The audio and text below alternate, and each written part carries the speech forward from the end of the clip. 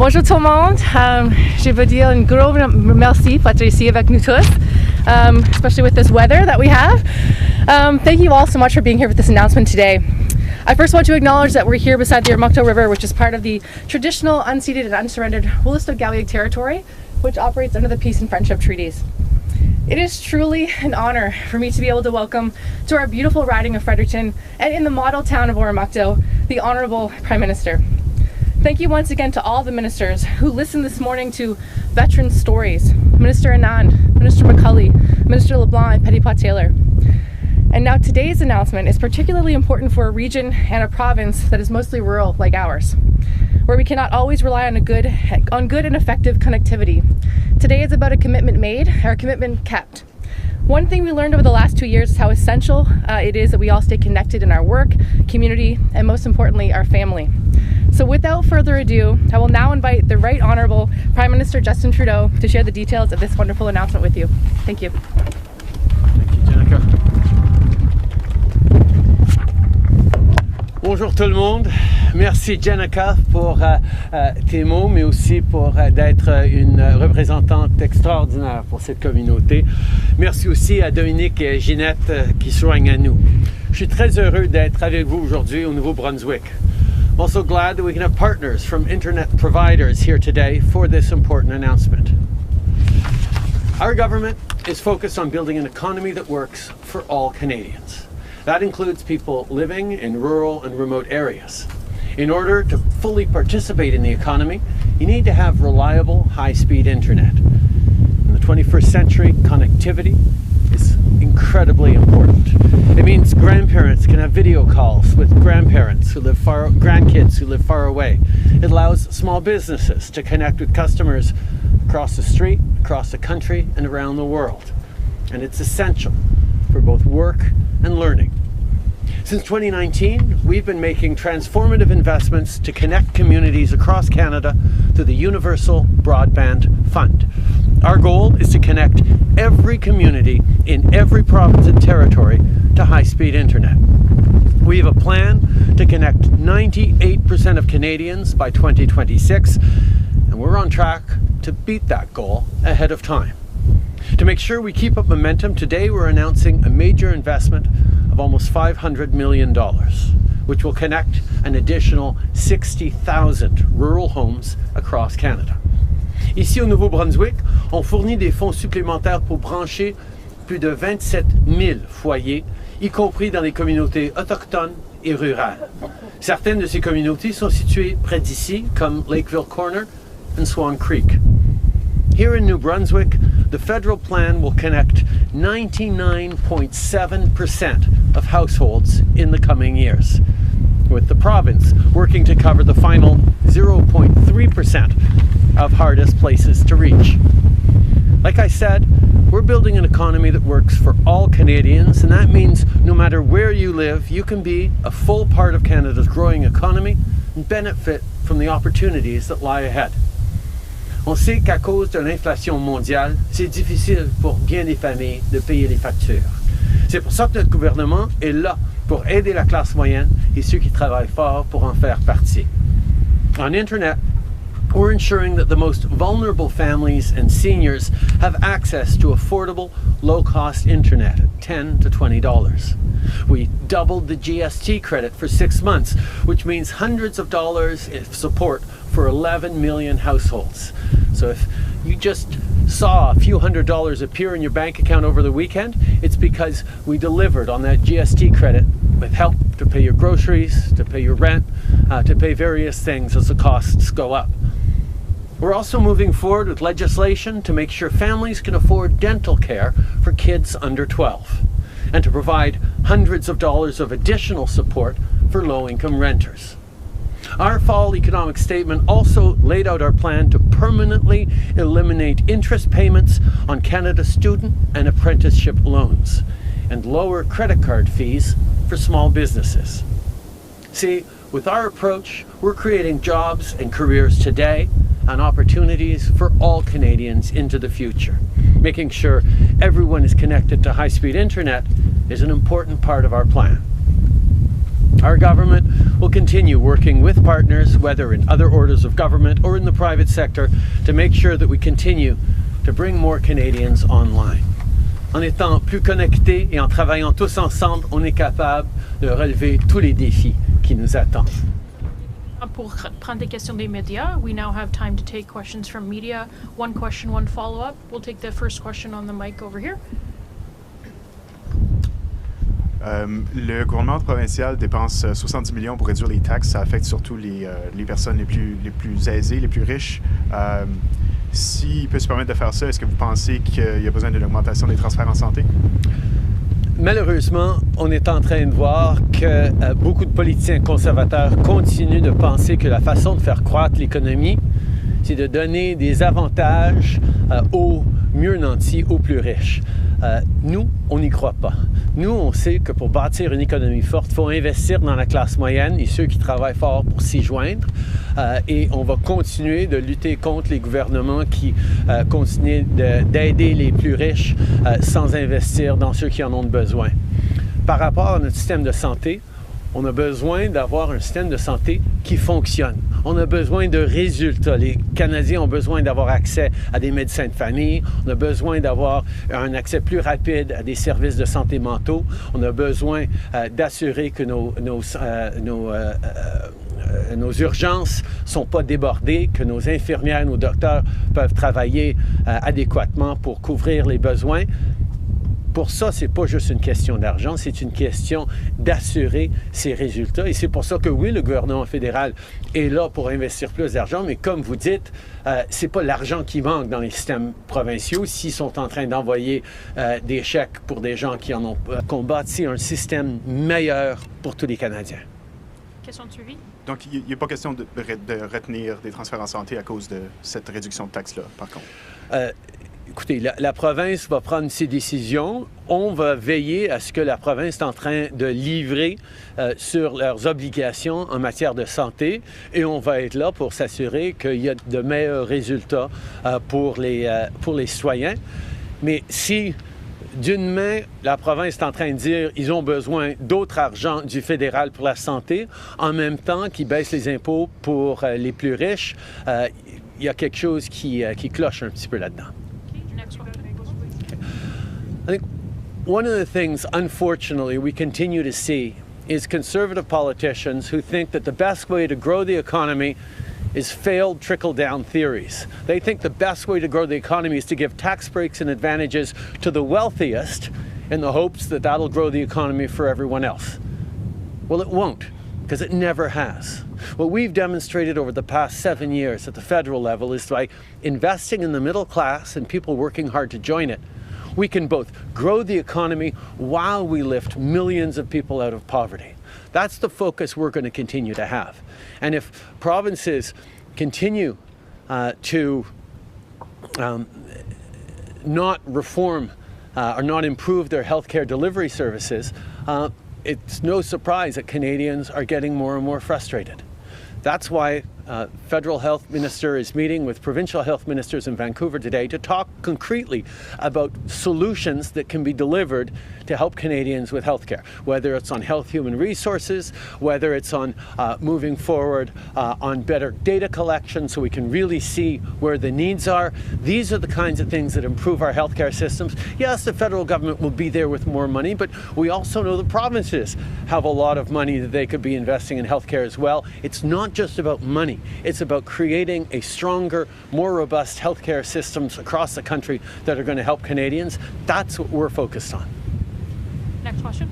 Monsieur Trudeau, à propos de l'Internet haute vitesse, il y a beaucoup de communautés rurales acadiennes qui ne sont pas si isolées que ça. Je pense à des villages Poccha, Baie-Sainte-Anne, peut-être que vous connaissez, qui ont un Internet de très mauvaise qualité. Moi, ce que je comprends de votre annonce, c'est que oui, vous investissez plus d'argent, mais ça reste 2030, la date ciblée. Est-ce qu'on demande à ces communautés-là de faire preuve de patience? Non, absolument pas. On est en train d'investir pour accélérer ceux qui ne sont pas desservis par l'Internet haute vitesse ou qui sont sous-desservis avec de l'Internet pas assez rapide. On sait surtout après la pandémie à quel point c'est important. C'est pour ça qu'on avance presque un demi-milliard de dollars aujourd'hui pour créer plus d'investissements, pour assurer que plus de communautés peuvent le faire. D'ailleurs, quand on parle du Nouveau-Brunswick, les investissements qu'on a faits et ce qu'on a pu faire au Nouveau-Brunswick en particulier, on a un taux de connectivité bien meilleur et pour améliorer la qualité, on va continuer d'investir. J'aimerais vous entendre sur la nomination de Chris Austin au comité de la révision de la loi sur les langues officielles. Est-ce que vous partagez les préoccupations de vos collègues qui ont demandé à ce qu'on retire Chris Austin de ce comité-là? Et est-ce que c'est une préoccupation ou une revendication que vous allez faire à M. Higgs tout à l'heure?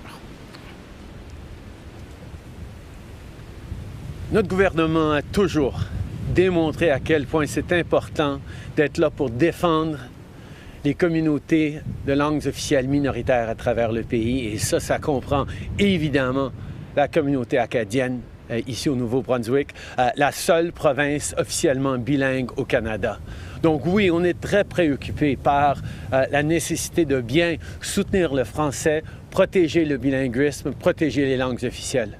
C'est pour ça que ça fait aucun sens de choisir quelqu'un sur une commission pour protéger les langues officielles, pour protéger le français, qui a démontré tout au long de sa carrière qu'il n'est pas intéressé pantoute à protéger les langues officielles, à protéger le français, à protéger le bilinguisme au Nouveau-Brunswick. Si tu veux protéger les langues officielles, oui, c'est important d'avoir différentes perspectives pour bien le faire. Mais il faut s'assurer que tout le monde sur ce comité veuille vraiment protéger les langues officielles et le bilinguisme. Donc oui, je vais le soulever avec le premier ministre Higgs que ça n'a aucun sens de choisir quelqu'un comme Chris Austin pour ce panel. I think it's pretty basic that we need to protect official languages and ensure that we're protecting official language minorities across the country. That's something that this government has always done, and it's something we're going to continue to do. We have, on top of that, an extraordinary Minister of Official Languages here in New Brunswick, in Jeanette Petitpas-Taylor. And the work we're doing across the country matters to millions of Canadians who are proud that we have two official languages in this country. And nowhere is that clearer than right here in New Brunswick, our only officially bilingual province. So yes, it's good to hear a range of perspectives from people who want to protect bilingualism in this province, who want to protect French in this province. But you don't put someone who has spent his entire career attacking official bilingualism and questioning the need to protect French in New Brunswick or elsewhere on a panel designed to protect bilingualism in New Brunswick. It doesn't make any sense, and it's certainly something I'm going to be bringing up with Premier Higgs when I see him in about an hour. Next question, Brunswick News. Hi, bonjour. Thank you so much for your time today. Federal Health Minister Jean-Yves Duclos has said that the federal government will increase federal health care funding both through the Canada Health Transfer and through separate tailor-made deals with individual provinces. On those separate deals with provinces, I'm wondering, should that money be distributed on a per capita basis, or do the feds recognize that some provinces are aging faster than others, putting an additional strain on the healthcare system? These are long-standing discussions that we have been engaged in with the provinces on health and on many other issues. We know how important it is for the federal government to continue to step up to meet the needs of Canadians in regards to healthcare systems across the country. But we need to make sure that on top of just spending more money, we actually deliver more results for Canadians. That's our focus right now, and we're going to make sure that we're doing that. There are a lot of discussions to come, but it's great to see the provinces engaging substantively with the federal government on very concrete proposals on moving forward, on increasing health human resources, in better access to data, and in improving health systems across the country. Thank you so much. Sorry, can you hear me? Okay, great. So how are provinces like New Brunswick supposed to keep power bills down with the need to spend on new infrastructure to replace coal-fired plants? And do the feds plan to pay to offset the difference? We are there to partner with provinces that want to ensure positive energy futures for their citizens. We know New Brunswick is facing challenges with coal-fired plants being phased out, but that's why it's so important to be innovating, to be working with partners. We continue to be committed to the Atlantic Loop. There's a real opportunity to move forward on that. The federal government is there to be part of it, and we just need to see the provinces stepping up to put forward a plan. Hi, Prime Minister Heenalam with the Canadian Press. I was wondering if you could go back to the Emergency Commission and read out of a conversation between you and Premier Ford today, said that as of February 9th, you did not feel like new legal tools were needed to clear the blockade at the Ambassador Bridge in Windsor. When did your position change and why?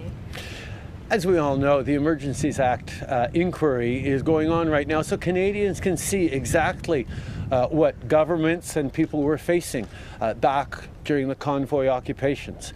It is an important part of the process on transparency and openness. That's why we called the Commission, because it is clear that Canadians need to know when an act like the Emergencies Act is used, that it be used responsibly and reasonably. That's why it was time limited, it was restricted, it was restrained, it was proportional, and it got the job done. Obviously, we looked at the Emergencies Act as a measure of last resort. We needed to make sure that we were trying to get things done without having to bring in extraordinary powers, as the Commission is showing. And going to Washington, the U.S. is holding its midterms today. Do you think a Republican Congress would help temper some of the more protectionist impulses that the U.S. That we've seen from the White House in the U.S. over the last 2 years? Canada will continue to work with the U.S. government, with U.S. Congress, on things that matter to Canadians, in creating jobs, in creating economic growth, in benefiting people on both sides of the border. We have worked through very different configurations of administrations in the past, and the friendship and the solidity of the relationship between Canada and the United States will continue regardless of whatever happens in the midterms. Next question, CBC. Good afternoon. This provincial government has posted provincial budget surpluses and more recently announced a tax break for higher income earners. You already sort of answered this question, but I just want to make sure I have your response. What do you think of these moves in the context of asking for more funding from the federal government for healthcare? Let me repeat what I've said a number of times in the past. The federal government will be stepping up with more money for healthcare. I think citizens of provinces that see provincial governments saying that they don't have any more money to invest in healthcare and therefore they need money from the federal government, while at the same time they turn around and give tax breaks to the wealthiest, those citizens can ask themselves some questions. But from a federal perspective, we're going to be there with more money, but we are going to make sure that money actually delivers the kinds of results that people here in New Brunswick and across the country actually deserve. Everybody knows that just putting more money into a broken system across the country, the way the head of the Canadian Medical Association put it out this past summer, isn't the solution. We need to make improvements in the system. The federal government will be there for investments. As to how the provincial government chooses to spend its money or invest people's money in tax breaks for the wealthiest, that's a question for citizens of the province to reflect on. Follow up, and this will be the last question. What do you plan on speaking to Mr. Higgs about later today, and what do you hope to accomplish with that meeting? As a matter of course, I look forward to sitting down with premiers across the country, wherever I am, to be able to talk about the things we can do to grow communities together, to support people facing tough times, to create opportunities into the future, and to look for collaborations that are going to benefit folks in New Brunswick and indeed across the country. I always look forward to sitting down with premiers. I'm always looking to work collaboratively. Of course, as I pointed out, there'll be some points that I will be raising where there's disagreement, but fundamentally, we're there to work in partnership to grow the economy in ways that work for all Canadians. Apologies, there is one last question, CTV. Good afternoon. I'm just wondering, when you're speaking with Premier Higgs later this afternoon, will you be addressing plans to abolish the French immersion program in New Brunswick? I will be reinforcing how important it is to stand up for official languages across this country, to protect official language minority communities wherever they are. Particularly in Canada's only officially bilingual province. I will highlight that we are a federal government that will always stand up for minority language rights. We will always stand up for French and for official languages. We'll always be there to protect people's individual rights and freedoms. That's something that every Premier knows they're going to get from me. Thank you. That concludes today's press conference. Merci tout le monde. Merci beaucoup tout le monde. Yes. Frozen? Oh my goodness, that blew over a couple of times.